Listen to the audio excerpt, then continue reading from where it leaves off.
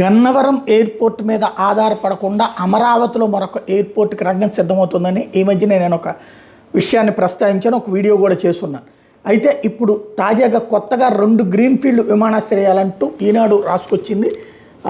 ఇప్పుడు పక్కన మంత్రిగా కేంద్ర పౌర విమానయాన శాఖ మంత్రి రామ్మోహన్ నాయుడు ఉన్నారు కాబట్టి ఇది సాధ్యమే. మనకి ఒకటి అమరావతిలో, ఇంకోటి శ్రీకాకుళం జిల్లాలో. అంటే ఒకటి ఆయన సొంత జిల్లాలో ఒక ఎయిర్పోర్ట్, గ్రీన్ఫీల్డ్ ఎయిర్పోర్టు, అట్లాగే అమరావతిలో ఒక గ్రీన్ఫీల్డ్ ఎయిర్పోర్ట్కి రెడీ చేస్తున్నారు. దీనికి కన్సల్టెన్సీ సంస్థల్ని ఏర్పాటు చేస్తున్నారు. ప్రస్తుతం ఉన్నటువంటి లెక్క ప్రకారం చూస్తే అంటే ఎయిర్పోర్ట్కి డౌన్ ఏరియా పనికిరాదు, అప్ ఏరియా కావాలి. దానికి ప్రస్తుతం ఉన్నటువంటిది ఏరియాలు చూసుకుంటున్నప్పుడు ఏ ఏరియాలో అయితే ఉపయోగం అన్నటువంటి దాని మీద చూస్తున్నారు. పాములపాడు, రావెళ్ళ, పొన్నేకల్లు,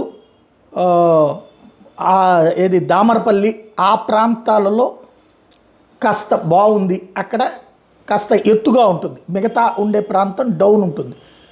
కాబట్టి ఈ ఎత్తుగా ఉండేటటువంటి ప్రాంతం మీద కాన్సన్ట్రేట్ చేయొచ్చు అన్నటువంటి కాన్సెప్ట్ని బాగా ప్రధానంగా తీసుకొస్తున్నారు.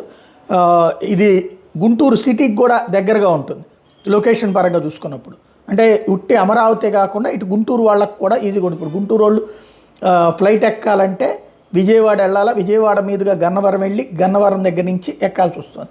ఇక్కడ కనుక వచ్చేసిందంటే ఈ పాములపాడు, రావెళ్ళ, పొన్నేకల్లు, మోతదాకా, దామరపల్లి ఈ ప్రాంతంలోకి వచ్చిందంటే కనుక ఇటు గుంటూరుకు కూడా డైరెక్ట్ గుంటూరుతో పాటు ఇటు నరసరావుపేట, చిలకలూరుపేట, ప్రకాశం జిల్లా వాళ్ళకు కూడా ఈజీగా ఉపయోగపడుతుంది. ఈవెన్ ఇప్పుడు ప్రకాశం జిల్లా వాళ్ళు వచ్చినా సరే కంపల్సరీగా గుంటూరు, విజయవాడ దాటుకుంటూ ఈ గన్నవరం వెళ్లాల్సినటువంటి పరిస్థితి ఉంటుంది.